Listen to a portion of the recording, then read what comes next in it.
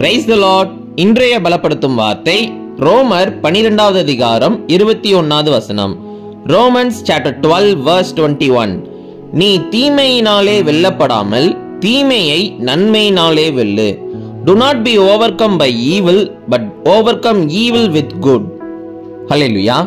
சில மனுஷங்க உங்களுக்கு எதிராக விரோதமாக சில தீமையான காரியங்கள் செய்த உடனே பிசாசு உங்ககிட்ட வந்து பேசுவான். நீ இந்த மாதிரி அவங்களுக்கு எதிராக இந்த மாதிரி செய், அவங்க உனக்கு இந்த மாதிரி காரியங்கள் செஞ்சிட்டாங்க, நீனும் அவங்களுக்கு பழிக்கு பழி வாங்கு அப்படின்னு சொல்லி உங்களுக்குள்ள அநேக ஆலோசனைகளை பிசாசு கொடுப்பான்.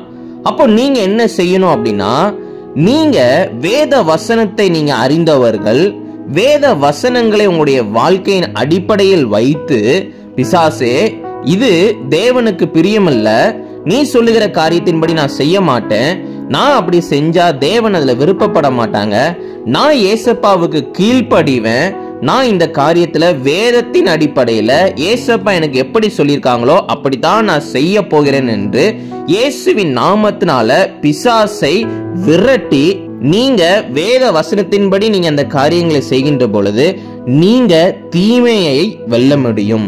உங்களுக்கு எதிராக அவங்க செய்கிற அந்த காரியங்களை உங்களால ஜெயிக்க முடியும். காரணம், நீங்க ஏசப்பாவுக்கு கீழ்ப்படிந்து வேத வசனத்தின்படி நீங்க என்ன செய்வீங்க, ஒவ்வொரு காரியங்களையும் செய்திருப்பீங்க. அதனால உங்களுடைய வாழ்க்கையில வேத வசனத்துக்கு முக்கியத்துவம் கொடுங்க. ஏசப்பா சொன்ன வார்த்தையை கேட்டு கீழ்ப்படிந்து நீங்க செய்யுங்க. பிசாசு சொல்லுகிற மாதிரி செய்யாம ஏசப்பா சொல்லுகிற மாதிரி ஒவ்வொரு காரியங்களும் நீங்க பண்ணுங்க.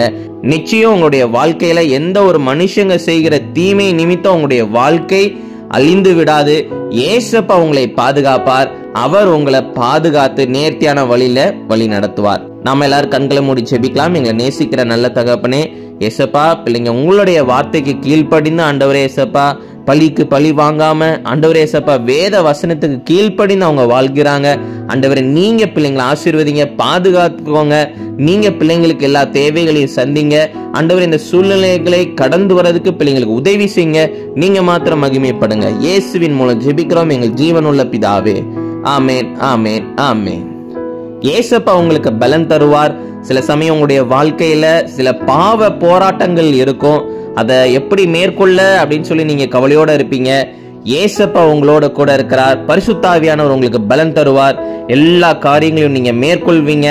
ஏசப்பாவுக்காக ஒரு பரிசுத்த சந்ததியாக நீங்க வாழ்வீங்க. நிச்சயம் ஏசப்பா உங்க மூலமாக மகிமைப்படுவார். God bless you. Have a joyful day.